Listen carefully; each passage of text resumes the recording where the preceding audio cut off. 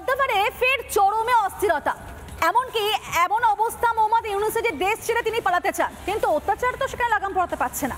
এই মোহাম্মদ ইউনূসের কিন্তু ইস্তফাপত্র একেবারে রেডি রয়েছে, এটাও কিন্তু জানতে পারছি। কিন্তু কিভাবে, কেন, কি পরিস্থিতিতে এই বর্তমান সরকারের উপদেষ্টা মোহাম্মদ ইউনূসের এই সিচুয়েশন হলো, এই পরিস্থিতি হলো, একবার ফিরে দেখুন রিপাবলিক বাংলায়। আমরা তো আগে থেকেই বলছি যে আমরা ক্ষমতা নেইনি, দায়িত্বে আছি। এই দায়িত্বটা পালন করা তখনই আমাদের পক্ষে সম্ভব হবে যখন আমরা সকলের সহযোগিতা পাবো। যে আমরা যদি আমাদের দায়িত্ব পালন করতে পারি তাহলেই আমাদের দায়িত্বে থাকাটা প্রাসঙ্গিক। যদি দায়িত্ব পালন করতে না পারি, আমাদের যার যার নিজস্ব অনেক কাজ আছে, তাহলে দায়িত্ব পালন করাটা আর প্রাসঙ্গিক থাকলো কিনা।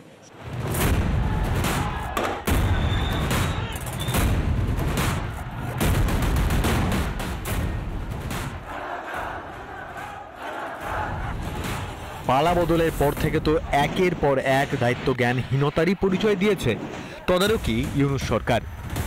আইনের শাসন তলানিতে গিয়ে ঠেকেছে।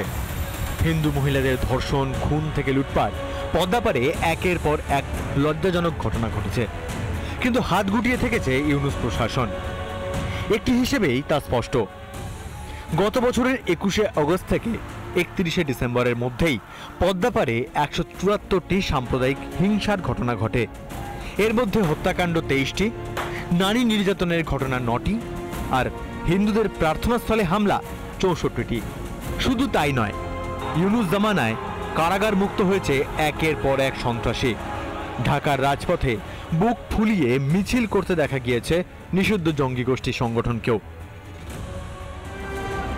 এসবের পাশাপাশি ঐতিহাসিক ধানমন্ডি 32 নম্বর বাড়িতে তাণ্ডব থেকে শুরু করে একের পর এক ইমারতের নাম পরিবর্তনের সাক্ষী থেকেছেন সকলে। এখানেই শেষ নয়, শিল্প ও গানের গলা টিপে ধরা হয়েছে ইউনূস জামানায়। এসবের বিরুদ্ধে গোটা বিশ্ব যখন সমালোচনায় সরব, উল্টে ভারত বিরোধী হাস্যকর আস্ফালন উড়ে আসতে শুরু করে ওই দিক থেকে।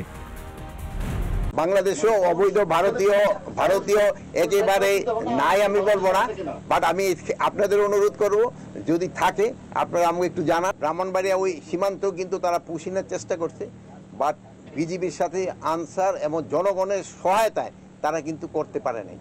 এইসব এলাকায় আমি আপনাদের অনুরোধ করব, আপনারা সবাই যদি সহযোগিতা করেন, ইন্ডিয়া পুষিন করতে পারবে না। এটা বিজিবির সাথে জনগণ এবং আপনারা সাংবাদিক ভাই বোনেরা আপনাদেরও সবাই একটু সহযোগিতা করুন। একদিকে ভারত বিদ্বেষ, অন্যদিকে পাকিস্তান প্রেমের বারবারন্ত। ঢাকা করাচি রুটে বিমান চলাচলের সিদ্ধান্ত কিংবা বাংলাদেশ পাকিস্তান সেনার মাখো মাখো ভাব কিছুই বাদ যায়নি। বেজিংয়ের সামনেও নত জানু হয় ঢাকা। পরিস্থিতি যে বেগতিক তা বোঝা গিয়েছে অনেক আগেই। গত অগস্ট থেকে 6 মাসে ইউনূস প্রশাসনের বিরুদ্ধে 136টি আন্দোলন হয় বাংলাদেশে। পথে নামেন পড়ুয়া থেকে শিক্ষকরা। ধীরে ধীরে জোরদার হতে থাকে নির্বাচনের দাবিও।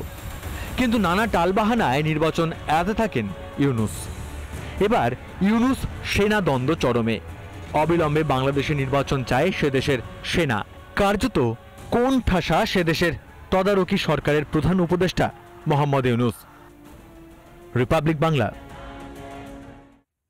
নানা ধরনের কন্টেন্ট দেখার জন্য লাইক করুন, শেয়ার করুন আমাদের ফেসবুক পেজ, সাবস্ক্রাইব করুন আমাদের ইউটিউব চ্যানেল। পাশাপাশি অন্যান্য ব্রেকিং নিউজের জন্য অবশ্যই চোখ রাখুন রিপাবলিক বাংলায়।